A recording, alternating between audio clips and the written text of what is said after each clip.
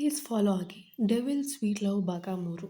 ವಿರಾಜ್ ಅನಿರೀಕ್ಷಿತವಾಗಿ ಉಪಹಾರ ಮಾಡದೆ ಎದ್ದು ಹೋದದ್ದನ್ನು ಕಂಡ ಶೋಭಾ, ಪ್ರತಾಪ್, ನಿಖಿಲ್ ಮತ್ತು ಮಾನ್ಯ ಶಾಕ್ ಆಗ್ತಾರೆ.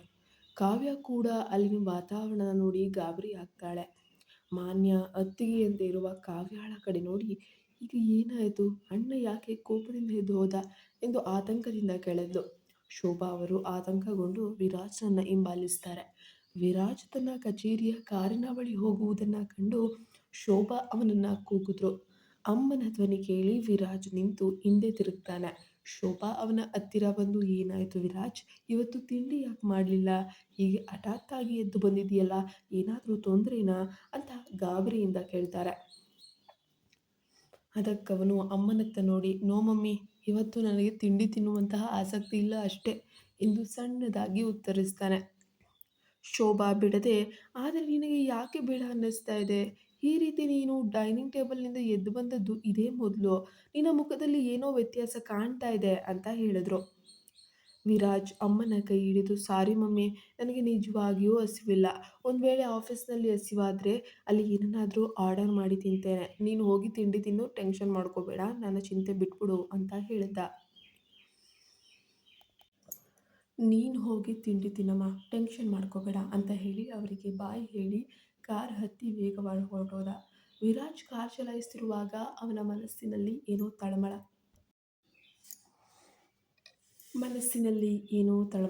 ತನ್ನ ತಮ್ಮ ನಿಖಿಲ್ ಕಾವ್ಯಾಳ ಹತ್ತಿರ ಆತ್ಮೀಯವಾಗಿ ವರ್ತಿಸಿದ್ದನ್ನು ಕಂಡಾಗ ತನಗೇಕೆ ಅಷ್ಟು ಸಿಟ್ಟು ಬಂತು, ತಾನೇಕೆ ಅಸೂಯೆ ಪಡ್ತಾ ಇದ್ದೀನಿ ಅಂತ ತನ್ನನ್ನೇ ತಾನು ಪ್ರಶ್ನಿಸಿಕೊಂಡ.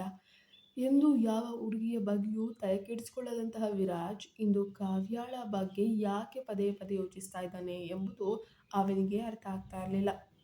ಮನೆಯೊಳಗೆ ಶೋಭಾ ವಾಪಸ್ ಬಂದು ತಿಂಡಿ ತಿನ್ನೋಕೆ ಕುಳಿತುಕೊಂಡ್ರೆ ಪ್ರತಾಪ್ ಅವರು ವಿರಾಜ್ ಏನಂದ, ಯಾಕೆ ಹೋದ ಅಂತ ವಿಚಾರಿಸಿದ್ರು. ನನಗೂ ಗೊತ್ತಿಲ್ಲ, ಹಸಿವಿಲ್ಲ ಅಂತ ಹೋಗಿದ್ದಾನೆ ಅಂದರು ಶೋಭಾ. ನಿಖಿಲ್ ನಗುತ್ತಾ, ಅಮ್ಮ, ನೀವು ಸುಮ್ಮನೆ ಟೆನ್ಷನ್ ಮಾಡ್ಕೋಬೇಡ, ಅಣ್ಣನಿಗೆ ಕೆಲಸದ ಒತ್ತಡ ಇರಬಹುದು, ಹಸಿವಾದಾಗ ಅವನೇ ತರಿಸ್ಕೊಂಡು ತಿಂತಾನೆ ಅಂತ ಹೇಳಿ ಸಮಾಧಾನ ಪಡಿಸ್ತಾನೆ. ನಂತರ ನಿಖಿಲ್ ಮಾನ್ಯ ಮತ್ತು ಕಾವ್ಯಾಳ ಕಡೆ ತಿರುಗಿ, ಇವತ್ತು ನಾನು ನೀವಿಬ್ಬರನ್ನು ಶಾಪಿಂಗ್ ಕರ್ಕೊಂಡು ಹೋಗ್ತೇನೆ, ರೆಡಿಯಾಗಿ ಅಂತ ಹೇಳಿ ಅಂದನು.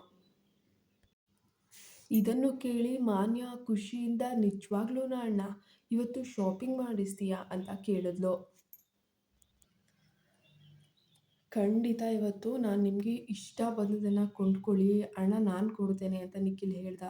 ಕಾವ್ಯ ಸಂಕೋಚ ಪಡ್ತಿದ್ರು. ಮಾನ್ಯ ಅವಳನ್ನು ಎಳೆದುಕೊಂಡು ಹೋಗಿ ರೆಡಿ ಆಗೋಕ್ಕೆ ಅಂತ ಹೇಳಿದ್ಲು. ಅರ್ಧ ಗಂಟೆ ನಂತರ ಮಾನ್ಯ ಮತ್ತು ಕಾವ್ಯ ರೆಡಿಯಾಗಿ ಹಜಾರಕ್ಕೆ ಬಂದರು. ಮಾನ್ಯ ಜೀನ್ಸ್ ಮತ್ತು ಕುರ್ತಿಯಲ್ಲಿ ಸ್ಟೈಲಿಶ್ ಆಗಿ ಕಂಡ್ರೆ, ಕಾವ್ಯ ಸರಳವಾದ ಚೂಡಿದಾರಲ್ಲಿ ದೇವತೆಯಂತೆ ಕಂಗೊಳಿಸ್ತಾ ಇದ್ಲು. ನಿಖಿಲ್ ಕಾವ್ಯಾಳನ್ನು ನೋಡಿ ಮಂತ್ರಮುಗ್ಧನಾಗಿ, ಏಂಜಲ್, ನೀನು ತುಂಬ ಸುಂದರವಾಗಿ ಕಾಣ್ತೀಯ ಗೊತ್ತಾ ಎಂದು ಹೊಗಳ್ತಾ ಇದ್ದಾನೆ. ಅವನ ಮಾತು ಕೇಳಿ ಕಾವ್ಯ ಮುಗುಳ್ನಕ್ಕಿದ್ಲು.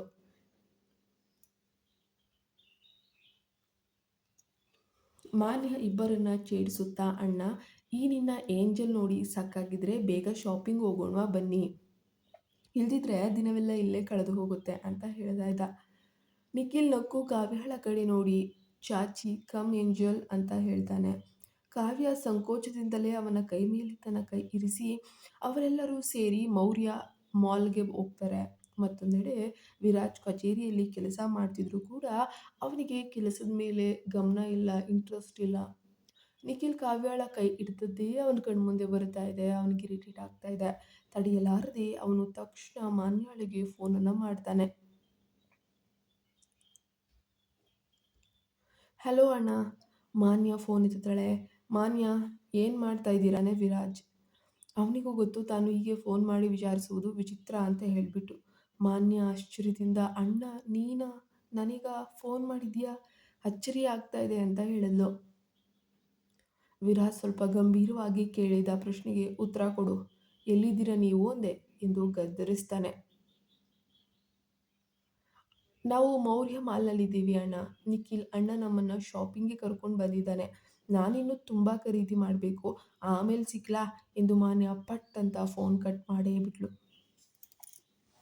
ಫೋನ್ ಕಟ್ಟಾದ್ಮೇಲೆ ವಿರಾಜು ತನ್ನ ಫೋನ್ ಕಡೆ ಸಿಟ್ಟಿನಿಂದ ನೋಡ್ತಾ ಇದ್ದಾನೆ.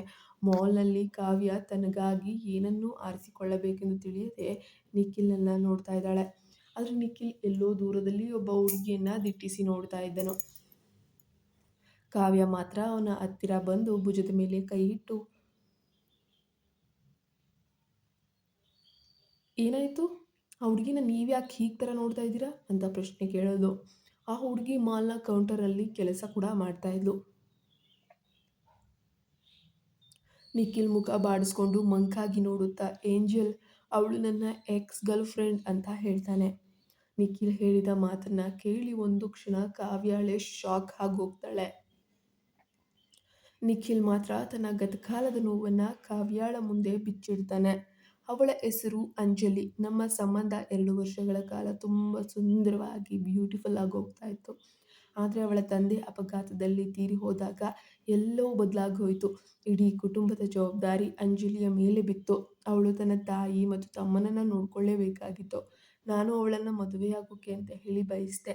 ಆದರೆ ಅವಳು ಆ ಕ್ಷಣ ಜವಾಬ್ದಾರಿಯ ಮುಂದೆ ನನ್ನ ಪ್ರೀತಿಯನ್ನು ನಿರಾಕರಿಸಿದ್ಳು. ನನ್ನನ್ನು ಮದುವೆ ಆಗಿಬಿಟ್ರೆ, ಅವಳದು ಒಂದು ಸಂಸಾರ ಅಂತ ಆಗಿಬಿಟ್ರೆ ತನ್ನ ಕುಟುಂಬದ ಕಡೆ ಗಮನ ಕೊಡೋಕ್ಕೆ ಸಾಧ್ಯ ಆಗೋದಿಲ್ಲ ಎಂಬುದು ಅವಳ ಭಯವಾಗಿತ್ತು. ಅವಳ ನಿರ್ಧಾರವನ್ನು ಗೌರವಿಸಿ ನಾನು ಕೂಡ ದೂರ ಆದೆ. ಆದರೆ ಇಂದು 2 ವರ್ಷಗಳ ನಂತರ ಅವಳನ್ನು ಇಲ್ಲಿ ಕಂಡಾಗ ಹಳೆಯ ನೆನಪುಗಳನ್ನು ನೆನಪಿಸ್ಕೊಂಡೆ ಮತ್ತೆ ಕಣ್ಣು ಮುಂದೆ ಬರ್ತಾ ಇದೆ ಎಂದು ನಿಖಿಲ್ ಕಣ್ಣೀರು ಹಾಕ್ತಾನೆ.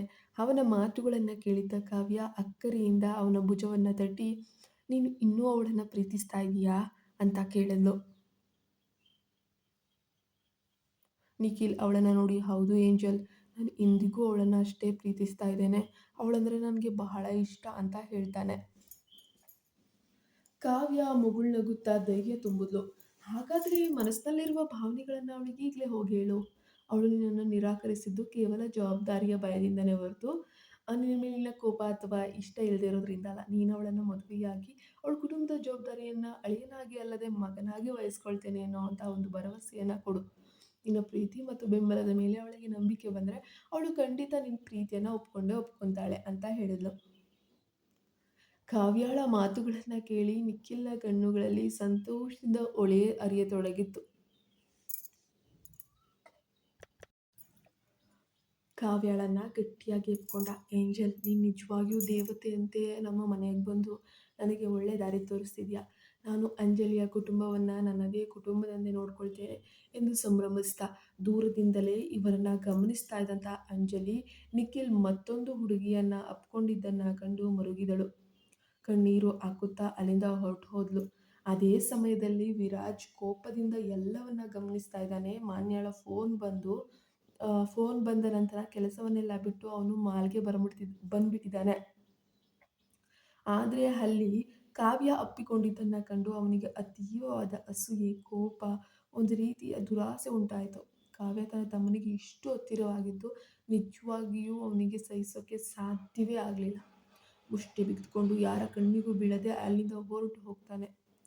ಸಂಜೆ ಎಲ್ಲರೂ ಮನೆಗೆ ಬರ್ತಾರೆ. ಪ್ರತಾಪ್ ರಾಣವತ್ ಕಚೇರಿಯಿಂದ ಬಂದಮೇಲೆ ಊಟಕ್ಕೆ ಕುಳಿತುಕೊಂಡ್ರು. ಆದರೆ ವಿರಾಜ್ ಇನ್ನೂ ಮಾತ್ರ ಕೆಳಗೆ ಬಂದಿರಲಿಲ್ಲ. ಶೋಭಾ ಅವರು ಚಪಾತಿಯನ್ನು ಬಡಿಸುತ್ತಾ ಹೇಳಿದರು, ವಿರಾಜ್ ಇವತ್ತು ಮನೆಗೆ ಬರುವುದಿಲ್ಲ. ಆಫೀಸ್ ಕೆಲಸದ ನಿಮಿತ್ತ ತುರ್ತಾಗಿ ದೆಹಲಿಗೆ ಹೋಗ್ತಾ ಇದ್ದಾನೆ. 2 ದಿನ ಅಲ್ಲೇ ಇರ್ತಾನಂತೆ ಅಂತ ಹೇಳಿದ್ರು. ಶೋಭಾ ಅವರ ಮಾತನ್ನು ಕೇಳಿಸಿಕೊಂಡ ಕಾವ್ಯಾಳಿಗೆ ಅವಳ ಮುಖದಲ್ಲಿ ಸಣ್ಣದೊಂದು ಬೇಸರ, ನಿರಾಸೆ ಅನ್ನೋದು ಮೂಡುತ್ತೆ. ವಿರಾಜ್ ಮಾತ್ರ ದೆಹಲಿಗೆ ಹೋಗುವ ದಾರಿಯಲ್ಲಿ ಕೇವಲ ಕಾವ್ಯಾಳ ಬಗ್ಗೆ ಮಾತ್ರ ಯೋಚನೆ ಮಾಡ್ತಾ ಇದ್ದ. ನಾನು ಈಗ ನಿನ್ನಿಂದ ದೂರ ಹೋಗ್ತಾ ಇದ್ದೀನಿ ಕಾವ್ಯ. ನಿನ್ನನ್ನು ಮರೆಯಲು ಇದು ನನಗೆ ತುಂಬ ಅನಿವಾರ್ಯ. ಅದು ತನ್ನಲ್ಲೇ ತಾನು ಅಂದುಕೊಳ್ತಾ ಇದ್ದಾನೆ. ಇತ್ತ ಮನೆಯಲ್ಲಿ ಕಾವ್ಯಾಗೆ ಹಾಸಿಗೆ ಮೇಲೆ ಮಲಗಿದ್ರೂ ಕೂಡ ನಿದ್ರೆ ಬರ್ತಾನೆ ಇಲ್ಲ. ವಿರಾಜ್ ಇಲ್ಲದ ಬಂಗಲೆ ಅವಳಿಗೆ ಶೂನ್ಯ ಅನ್ನಿಸ್ತು. ಬಾಲ್ಕನಿಗೆ ಬಂದು ಆಕಾಶದತ್ತ ನೋಡುತ್ತಾ ಅವಳು ಯೋಚಿಸ್ತಾ ಇದ್ದಾಳೆ, ನಾನು ಅವನನ್ನು ಯಾಕೆ ಅಷ್ಟೊಂದು ಮಿಸ್ ಮಾಡ್ಕೊಳ್ತಾ ಇದ್ದೇನೆ. ಅವನ ಮುಖ, ಆ ಗಂಭೀರ ಮುಖವನ್ನು ನೋಡಲು ಮನಸ್ಸು ಯಾಕೆ ಹಂಬಲಿಸ್ತಾ ಇದೆ ಅಂತ. ಕಾವ್ಯಾಳ ಮನಸ್ಸಿನಲ್ಲಿ ವಿರಾಜ್ನ ಬಗ್ಗೆ ಪ್ರೀತಿ ಅಂಕುರಿಸ್ತಾ ಇದೆಯೇ? ವಿರಾಜ್ ದೆಹಲಿಯಿಂದ ವಾಪಸ್ ಬಂದಾಗ ಇವರಿಬ್ಬರ ಸಂಬಂಧ ಯಾವ ತಿರುವು ಪಡಿಬಹುದು? ಮರುದಿನ ಬೆಳಗ್ಗೆ ಕಾವ್ಯ ಬೇಗನೆ ಸಿದ್ಧವಾಗಿ ಕೆಳಗೆ ಬಂದ್ಲು. ಆ ಜಾರದಲ್ಲಿ ಶೋಭಾ ಅವರು ಪೂಜಾ ಕೋಣೆಯ ಬಳಿ ಕುಳಿತು ದೀಪಾರಾಧನೆಗೆ ಅಂತ ಹೇಳಿ ಬೇಕಾದ ವಸ್ತುಗಳನ್ನು ಸಿದ್ಧಪಡಿಸ್ಕೊಳ್ತಾ ಇದ್ದಾರೆ. ಅಷ್ಟರಲ್ಲಿ ಶೋಭಾ ಅವರ ಫೋನ್ ರಿಂಗ್ ಆಗ್ತಾ ಇದೆ. ಪೂಜೆಯ ತಯಾರಿಯಲ್ಲಿ ಮಗ್ನರಾಗಿದ್ದ ಶೋಭಾ ಅವರು ಫೋನಲ್ಲಿ ಗಮನಿಸಲಿಲ್ಲ. ಕಾವ್ಯ ಏನು ಯೋಚಿಸಿ ಫೋನ್ ತೆಗೆದು ಕರೆಯನ್ನು ಸ್ವೀಕರಿಸಿದ್ಲು. ಹಲೋ ಎಂದು ಮೆಲುಧ್ವನಿಯಲ್ಲೇ ಹೇಳಿದ್ಲು. ಇನ್ನೊಂದು ಬದಿಯಲ್ಲಿ ವಿರಾಜ್ ಇದನ್ನು ಇದ್ದನು. ಕಾವ್ಯಾಳ ಧ್ವನಿ ಕೇಳಿದೊಡನೆ ಅವನು ಮೌನವಾಗಿಬಿಡ್ತಾನೆ. ಕಾವ್ಯ ಮತ್ತೊಮ್ಮೆ ಹಲೋ ಎಂದಾಗ ವಿರಾಜ್ ಕಣ್ಮುಚ್ಚಿ ಅವಳ ಆ ಸ್ವರವನ್ನು ಮನತುಂಬಿ ಆಲಿಸ್ತಾನೆ. ಫೋನ್ ಸ್ಕ್ರೀನ್ ಮೇಲೆ ವಿರಾಜ್ ಎಂಬ ಹೆಸರು ಕಂಡಾಗ ಕಾವ್ಯಾಳ ಹೃದಯದ ಬಡಿತ ಅನ್ನೋದು ಜೋರಾಗುತ್ತೆ. ಇಬ್ಬರ ನಡುವೆ ಒಂದು ರೀತಿಯ ಸುದೀರ್ಘವಾದ ಮೌನ. ಪರಸ್ಪರ ಮಾತನಾಡಬೇಕೆಂಬ ಹಂಬಲವಿದ್ರೂ ಕೂಡ ಯಾವ ಮಾತುಗಳು ಹೊರಬರಲಿಲ್ಲ. ಸುಮಾರು 5 ನಿಮಿಷಗಳ ಕಾಲ ಆ ಮೌನವಷ್ಟೇ ಸಂಭಾಷಣೆಯಾಗಿತ್ತು. ಅಷ್ಟರಲ್ಲಿ ನಿಖಿಲ್ ಅಲ್ಲಿಗೆ ಬರ್ತಾನೆ. ಏಂಜಲ್, ನೀನು ಇಲ್ಲಿದೆಯಾ? ನನ್ನ ನಿನ್ನ ರೂಮ್ನಲ್ಲೇ ಹುಡುಕ್ತಾ ಇದೆ ಅಂತ ಹೇಳುತ್ತಾ ಕಾವ್ಯಾಳ ಕೈಯಿಂದ ಫೋನನ್ನು ಕಸಿದುಕೊಳ್ತಾನೆ. ಯಾರ ಜೊತೆ ಇಷ್ಟೊಂದು ಮೌನವಾಗಿ ಮಾತಾಡ್ತಿದ್ಯಾ? ನಾವು ಮಾಲ್ಗೆ ಹೋಗಬೇಕು, ಮರ್ತ್ಬಿಟ್ಯಾ ಎನ್ನುತ್ತಾ ಸ್ಕ್ರೀನ್ ನೋಡಿದವನೇ ಹಲೋ ಬ್ರದರ್ ಅಂತ ಹೇಳಿ ಉದ್ಗರಿಸ್ದ. ನಿಖಿಲ್ನ ಧ್ವನಿ. ಅದನ್ನು ಕೇಳಿದ ವಿರಾಜ್ಗೆ ಬಹಳ ಕೋಪ ಉಕ್ಕಿ ಬಂತು. ಹಳೆಯ ನೆನಪುಗಳು ಅವನನ್ನು ಕಾಡ್ತಾ ಇತ್ತು. ಅಮ್ಮ ಎಲ್ಲಿ ಅಂತ ಕಠೋರವಾಗಿ ಕೇಳ್ತಾನೆ.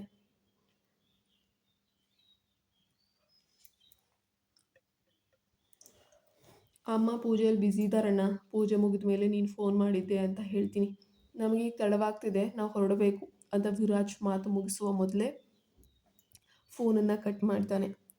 ದೆಹಲಿಯಲ್ಲಿದ್ದ ವಿರಾಜ್ ಸಿಟ್ಟಿನಿಂದ ಫೋನನ್ನು ಹಾಸಿಗೆ ಮೇಲೆ ಎಸಿತಾನೆ. ನಿಖಿಲ್ ಕಾವ್ಯಾಳ ಜೊತೆ ಇರುವುದು ಅವನಲ್ಲಿ ಅತಿಯಾದ ಅಸೂಯೆ ಮತ್ತು ಆಕ್ರೋಶವನ್ನು ಮೂಡಿಸುತ್ತೆ. ಒಂದು ಗಂಟೆಯ ನಂತರದಲ್ಲಿ ಮೌರ್ಯ ಮಾಲ್ನಲ್ಲಿ ನಿಖಿಲ್ ಮತ್ತು ಕಾವ್ಯ ಮೌರ್ಯ ಹಾಲ್ನಲ್ಲಿ ನಿಂತಿದ್ದಾರೆ. ಅವರ ಮುಂದೆ ನಿಖಿಲ್ನ ಮಾಜಿ ಗೆಳತಿ ಅಂಜಲಿ ಕೂಡ ನಿಂತಿದ್ದಾಳೆ. ಅಂಜಲಿಗೆ ನಿಖಿಲ್ ಮತ್ತು ಕಾವ್ಯ ಒಟ್ಟಿಗೆ ಇರುವುದನ್ನು ನೋಡಿ ನಿಜವಾಗ್ಲೂ ಆ ಕ್ಷಣದಲ್ಲಿ ಸಹಿಸೋಕ್ಕೆ ಸಾಧ್ಯವೇ ಆಗಲಿಲ್ಲ. ನಿಖಿಲ್ ಕಾವ್ಯಾಳ ಕೈ ಹಿಡಿದು ನಗುತ್ತಾ ಅಂಜಲಿಗೆ ಹೇಳ್ತಾನೆ, ಅವಳಿಗೆ ಒಂದು ಒಳ್ಳೆಯ ಡ್ರೆಸ್ ತೋರಿಸು, ಬೆಲೆ ಎಷ್ಟೇ ಇರಲಿ ಅತ್ಯಂತ ಸುಂದರವಾದ ಉಡುಪನ್ನೇ ತೋರಿಸು. ಅಂಜಲಿ ಕಣ್ಣೀರು ತುಂಬಿದ ಕಣ್ಣುಗಳೆಂದರೆ ತಲೆಯಾಡಿಸಿ ಸಮ್ಮತಿಸಿದ್ಲು. ನಿಖಿಲ್ ಇಷ್ಟು ದಿನಗಳ ನಂತರ ತನ್ನನ್ನು ನೋಡಲು ಬಂದಿದ್ರು. ಒಮ್ಮೆಯೂ ತನ್ನ ಕಣ್ಣನ್ನು ನೋಡಿ ಮಾತನಾಡಿಸದಿದ್ದಕ್ಕೆ ಅವಳಿಗೆ ಅತೀವವಾದ ನೋವು, ಸಂಕಟ ಆಯಿತು. ಅಷ್ಟರಲ್ಲಿ ಮಾಲ್ ಮ್ಯಾನೇಜರ್ ಬಂದು ನಿಖಿಲನ್ನು ಬಹಳ ಗೌರವದಿಂದ ಬರಮಾಡಿಕೊಂಡನು. ನಮಸ್ಕಾರ ಮಿಸ್ಟರ್ ರಾಣವತ್, ನಿಮ್ಮನ್ನು ಇಲ್ಲಿ ನೋಡಿ ಬಹಳ ಸಂತೋಷ ಆಯಿತು ಅಂತ ಹೇಳಿ ಅಂಜಲಿಯ ಕಡೆ ಗಂಭೀರವಾಗಿ ನೋಡ್ತಾ ಇದ್ದಾರೆ. ಅತಿಥಿಗಳಿಗೆ ತೊಂದರೆಯಾಗದಂತೆ ನೋಡ್ಕೊ. ಅವ್ರಿಗೇನು ಬೇಕು, ಜ್ಯೂಸ್ ಕಾಫಿ ಏನು ಬೇಕು ಕೇಳಿ ಅವ್ರಿಗೆ ತಂದುಕೊಡು ಅಂತ ಆಜ್ಞಾಪಿಸಿದ್ದ. ನಿಖಿಲ್ ಒಂದು ಸುಂದರವಾದ ಉಡುಪನ್ನು ಆರಿಸಿ ಕಾವ್ಯಾಗೆ ಕೊಟ್ಟು, ಇದನ್ನು ಟ್ರೈ ಮಾಡು ಏಂಜಲ್, ನಿನಗೆ ಇದು ತುಂಬ ಚೆನ್ನಾಗಿ ಹೋಗ್ತದೆ ಅಂತ ಹೇಳ್ತಾನೆ. ಕಾವ್ಯ ನಗುತ್ತಾ ಟ್ರಯಲ್ ರೂಮ್ ಒಳಗೆ ಹೋದ್ಲು. ಅಂಜಲಿಗೆ ಹಳೆಯ ನೆನಪುಗಳು ಕಾಡತೊಡಗಿದ್ವು. ನಿಖಿಲ್ ಇದೇ ರೀತಿ ತನಗೂ ಹಿಂದೆ ಶಾಪಿಂಗ್ ಮಾಡಿಸುವಂತಿದ್ದ ಕ್ಷಣಗಳನ್ನು ನೆನಪಿಸಿಕೊಂಡು ಅಳುತ್ತಾ ಮಾಲ್ನ ಹಿಂಭಾಗದ ಕಡೆ ಓಡಿದ್ಲು. ಇದನ್ನು ಗಮನಿಸಿದಂತಹ ನಿಖಿಲ್ ತಕ್ಷಣ ಅವಳನ್ನು ಹಿಂಬಾಲಿಸಿದನು. ಕಾವ್ಯ ಡ್ರೆಸ್ ಬದಲಾಯಿಸಿ ಹೊರ ಬಂದಾಗ ನಿಖಿಲ್ ಅಂಜಲಿಯ ಹಿಂದೆ ಹೋಗುತ್ತಿರುವುದನ್ನು ಕಂಡು ಅವಳನ್ನು ಕೂಗಿದ್ಲು. ಆದರೆ ನಿಖಿಲ್ ಕೇಳಿಸ್ಕೊಳ್ಳೋಕ್ಕೆ ಹೋಗಲಿಲ್ಲ. ಮಾಲ್ನ ಒಂದು ನಿಶಬ್ದ ಮೂಲೆಯಲ್ಲಿ ಅಂಜಲಿ ಒಬ್ಬಳೇ ನಿಂತು ಅಳ್ತಾ ಇದ್ಲು. ನಿಖಿಲನ್ನು ಬೇರೊಬ್ಬಳ ಜೊತೆ ನೋಡುವ ಶಕ್ತಿ ನಿಜವಾಗ್ಲೂ ಅವಳಿಗಿರಲಿಲ್ಲ. ಅಷ್ಟರಲ್ಲಿ ನಿಖಿಲ್ ಬಂದು ಅವಳ ಭುಜದ ಮೇಲೆ ಕೈಯನ್ನು ಇರಿಸ್ತಾನೆ. ಅಂಜಲಿ ತಿರುಗಿದೊಡನೆ ನಿಖಿಲ್ ಅವಳ ಕಣ್ಣೀರನ್ನು ಒರೆಸ್ತಾನೆ. ಅವಳ ಹಣೆಗೆ ಮುತ್ತಿಕ್ಕಿದನು. ಭಾವುಕಳಾಗಿ ಅಂಜಲಿ ಎಲ್ಲವನ್ನ ಮರೆತು ನಿಖಿಲ್ನನ್ನು ಗಟ್ಟಿಯಾಗಿ ಅಪ್ಕೊಳ್ತಾಳೆ. ನಿಖಿಲ್ ಕೂಡ ಅವಳನ್ನು ಪ್ರೀತಿಯಿಂದ ಅಪ್ಕೊಳ್ತಾನೆ. ಕೊನೆಗೆ ಸಮಾಧಾನ ಕೂಡ ಮಾಡ್ತಾನೆ. ದೂರದಿಂದ ಇದನ್ನೆಲ್ಲ ನೋಡ್ತಾ ಇರುವಂತಹ ಕಾವ್ಯಾಳ ಮುಖದಲ್ಲಿ ಸಾರ್ಥಕತೆಯ ನಗು ಅನ್ನೋದು ಮೂಡುತ್ತೆ. ಆದರೆ ದೆಹಲಿಯಿಂದ ವಾಪಸ್ ಬರಲಿರುವ ವಿರಾಜ್ನ ಮನಸ್ಸಿನಲ್ಲಿ ಯಾವ ಬಿರುಗಾಳಿ ಹೇಳಲಿದೆ. ಅಂಜಲಿ ನಿಖಿಲನ್ನು ಆದಿತ್ಯ ಅಪ್ಪಿಕೊಂಡು ನಿರಾಳಳಾದ್ಲು. ಆದರೆ ಮರುಕ್ಷಣವೇ ತಾನು ಮಾಡುತ್ತಿರುವುದು ಸರಿಯಲ್ಲ ಅಂತ ಹೇಳಿ ಅರಿವಾಗಿ ಅವನಿಂದ ದೂರ ಸರಿದಿದ್ಲು. ನಿಖಿಲ್ ಅವಳ ಕಣ್ಣಲ್ಲಿ ಕಣ್ಣಿಟ್ಟು ನೋಡಿದಾಗ ಅಂಜಲಿಗೆ ಅವನ ಕಣ್ಣುಗಳಲ್ಲಿ ತನಗಾಗಿ ಮೊದಲಿದ್ದ ಅದೇ ಪ್ರೀತಿ ಅನ್ನೋದು ಕಾಣ್ತು.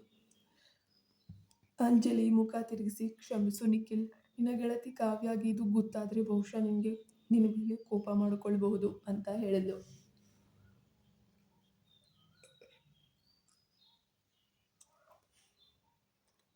ನಾನು ಇಲ್ಲಿಂದ ಹೋಗ್ತೇನೆ ಅಂತ ಹೊರಡುವವಳಾದ್ಲು. ಆದರೆ ನಿಖಿಲ್ ಅವಳ ಕೈ ಹಿಡಿದು ನಿಲ್ಲಿಸಿ ಹತ್ತಿರಕ್ಕೆ ಎಳೆದುಕೊಂಡರು. ಶೋನಾ, ನಾನು ನಿನ್ನನ್ನು ಮಾತ್ರ ಪ್ರೀತಿಸ್ತೇನೆ. ನನ್ನ ಜೀವನದಲ್ಲಿ ನಿನ್ನ ಸ್ಥಾನವನ್ನು ಯಾರೂ ಪಡೆಯಕ್ಕೆ ಸಾಧ್ಯವಿಲ್ಲ ಅಂತ ಹೇಳ್ತಾನೆ. ಅಂಜಲಿ ಅಳುತ್ತಾ, ಹಾಗಾದ್ರೆ ಆ ಕಾವ್ಯ ಯಾರು? ಅವಳಿಗಾಗಿ ಯಾಕಷ್ಟು ಪ್ರೀತಿಯಿಂದ ಹುಡುಕ್ ಖರೀದಿಸ್ತಿದ್ಯಾ ಅಂತ ಕೇಳಿದ್ರು. ನಿಖಿಲ್ ಮುಗುಳ್ನಗುತ್ತಾ ಅವಳ ಹಣೆಗೆ ಮುತ್ತಿಟ್ಟು, ಅವಳು ನನ್ನ ದೇವತೆ ಅಂಜಲಿ, ಅವಳು ಮಾನ್ಯಾಳ ಗೆಳತಿ. ನಿನ್ನ ಹೃದಯದಲ್ಲಿ ಎಂದಿಗೂ ನನಗಾಗಿ ಪ್ರೀತಿ ಇದೆಯೇ ಎಂದು ತಿಳಿಯಲು ಅವಳೇ ಈ ಪ್ಲ್ಯಾನನ್ನು ಮಾಡಿದ್ಲು. ಅವಳ ಪ್ಲ್ಯಾನ್ ತುಂಬ ಚೆನ್ನಾಗಿ ಯಶಸ್ವಿಯಾಗಿದೆ ಅಂತ ಹೇಳ್ತಾನೆ. ಅಂಜಲಿ ಆಶ್ಚರ್ಯದಿಂದ ನೋಡುತ್ತಿರುವಾಗಲೇ ಕಾವ್ಯ ಕೂಡ ಅಲ್ಲಿಗೆ ಬರ್ತಾಳೆ. ಕಾವ್ಯ ನಗುತ್ತಾ ಅಂಜಲಿಯ ಭುಜದ ಮೇಲೆ ಕೈ ಇಟ್ಟು, ಅಂಜಲಿ, ನಿಖಿಲ್ ಹೇಳಿದ್ದು ಸರಿಯಾಗಿಯೇ ಇದೆ. ನಾನು ಅವನ ಗೆಳತಿ ಏನಲ್ಲ, ಆತ್ಮೀಯ ಸ್ನೇಹಿತೆ ಮಾತ್ರ. ನೀವಿಬ್ಬರ ನಡುವಿನ ಈ ಪ್ರೀತಿ ಮತ್ತೆ ಚಿಗುರೊಡೆಯಲಿ ಎಂದು ನಾನು ಈ ನಾಟಕ ಆಡಿದೆ ಅಂತ ಹೇಳಿದ್ಲು. ನಿಖಿಲ್ ಅಂಜಲಿಯ ಕೈಯನ್ನು ಹಿಡಿದು, ಅಂಜಲಿ, ನಿನ್ನ ತಾಯಿ ಮತ್ತು ತಮ್ಮನ ಜವಾಬ್ದಾರಿಯನ್ನು ನಾನು ಮಗನಾಗಿ ವಹಿಸ್ಕೊಳ್ತೇನೆ. ದಯವಿಟ್ಟು ನನ್ನನ್ನು ಮದುವೆ ಆಗೋಕೆ ಅಂತ ಹೇಳಿ ಒಪ್ಕೊ ಅಂತ ಕೇಳ್ಕೊಳ್ತಾನೆ. ಸಂಜೆ ರಾಣಾವತ್ ಮೆನ್ಷನ್ನಲ್ಲಿ ಮನೆಯಲ್ಲಿ ಮಾನ್ಯ ಮತ್ತು ಕಾವ್ಯ ಬಂದು ಮಾತನಾಡುತ್ತಿರುವುದನ್ನು ಕಂಡು ಪ್ರತಾಪ್ ಮತ್ತು ಶೋಭಾ ಬಹಳ ಕುತೂಹಲದಿಂದ ನೋಡ್ತಾ ಇದ್ದಾರೆ.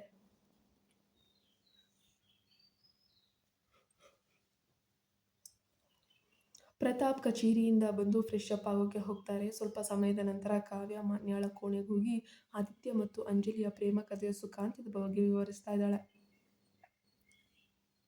ಮಾನ್ಯ ಅಚ್ಚರಿಯಿಂದ, ಅಣ್ಣ ಬೇರೆ ಹುಡುಗಿನ ಪ್ರೀತಿಸ್ತಾ ಇದ್ದಾನಾ? ಇಬ್ಬರ ನಡುವೆ ಏನೋ ಇದೆ ಎಂದು ನಾನು ಅಂದ್ಕೊಂಡ್ಬಿಟ್ಟಿದ್ದೆಪ್ಪ ಅಂತ ಹೇಳಿದ್ಲು. ಕಾವ್ಯ ನಗುತ್ತಾ ಅವಳಿಗೆ ಮೆಲ್ಲಗೆ ಚಡಿಯೇಟು ನೀಡಿ, ನೀನು ತುಂಬ ಯೋಚಿಸ್ತೀಯ ಕಣೆ. ನನಗೆ ಯಾರಾದರೂ ಇಷ್ಟವಾದರೆ ನಿನಗೆ ಮೊದಲು ಹೇಳ್ತೀನಿ, ಅದು ನಿನಗೆ ಗೊತ್ತಿಲ್ವಾ? ಈಗ ನಡೆ, ಊಟಕ್ಕೆ ಹೋಗೋಣ ಅಂತ ಹೇಳಿದ್ದು. ಎಲ್ಲರೂ ಊಟದ ಮೇಜಿನ ಬಳಿ ಬಂದು ಕುಳಿತುಕೊಂಡ್ರೆ ನಿಖಿಲ್ ಕಾವ್ಯಾಳ ಪಕ್ಕದಲ್ಲೇ ಕುಳಿತಿದ್ದನ್ನು ಅವನು ಪ್ರೀತಿಯಿಂದ ಕಾವ್ಯಾಳ ತಟ್ಟೆಗೆ ಚಿಕನ್ ಪೀಸ್ ಇಡ್ತಾ ಇದ್ರೆ ಕಾವ್ಯ ಅವನನ್ನು ನೋಡಿ ನಗ್ತಾ ಇದ್ದಾಳೆ. ಇವರಿಬ್ಬರ ಆತ್ಮೀಯತೆಯನ್ನು ನೋಡಿ ಪ್ರತಾಪ್ ಅವರು ಒಂದು ನಿರ್ಧಾರಕ್ಕೆ ಬರ್ತಾರೆ. ಪ್ರತಾಪ್ ಶೋಭಾಳ ಕಡೆ ನೋಡಿ, ಶೋಭಾ, ನಾನು ನಿಖಿಲ್ಗೆ ಒಂದು ಹುಡುಗಿಯನ್ನು ನೋಡಿದ್ದೇನೆ ಅಂದರು. ಶೋಭಾ ಆಶ್ಚರ್ಯದಿಂದ, ಯಾರ ಹುಡುಗಿ ಅಂತ ಕೇಳಿದರು. ಪ್ರತಾಪ್ ಮುಗುಳ್ನಗುತ್ತಾ ಕಾವ್ಯಾಳ ಕಡೆ ತೋರಿಸಿ, ನಾನು ನಿಖಿಲ್ಗಾಗಿ ಕಾವ್ಯಾಳನ್ನೇ ಆರಿಸಿದ್ದೇನೆ ಅಂದ್ಬಿಟ್ರು.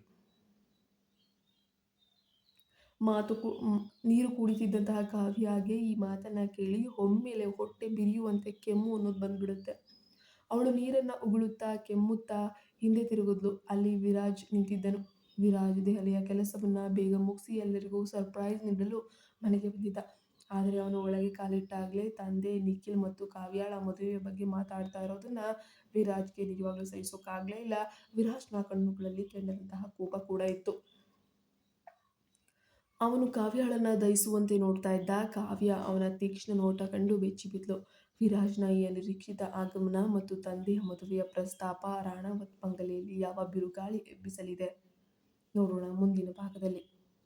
ನಮ್ಮ ಚಾನಲ್ಗೆ ನೀವಿನ್ನೂ ಸಬ್ಸ್ಕ್ರೈಬ್ ಆಗಿಲ್ವಾ? ಈ ಕೂಡಲೇ ಸಬ್ಸ್ಕ್ರೈಬ್ ಆಗಿ ಪಕ್ಕದಲ್ಲೇ ಕಾಣೋ ಬೆಲ್ ಐಕನ್ನ ಪ್ರೆಸ್ ಮಾಡಿ. ಮುಂದಿನ ಭಾಗಗಳನ್ನು ಓದಬೇಕು ಅಂತ ಇದ್ದಿದ್ರೆ ದಯವಿಟ್ಟು ಒಂದು ದಿನ ಮುಂಚಿತವಾಗಿ ಓದ್ಬೋದು. ಲಿಂಕ್ಗಳನ್ನು ಪೋಸ್ಟ್ಗಳ ಮೂಲಕ ನಿಮಗೆ ಲಿಂಕ್ ಕೊಟ್ಟಿರ್ತೀನಿ, ಚೆಕ್ ಮಾಡಿ.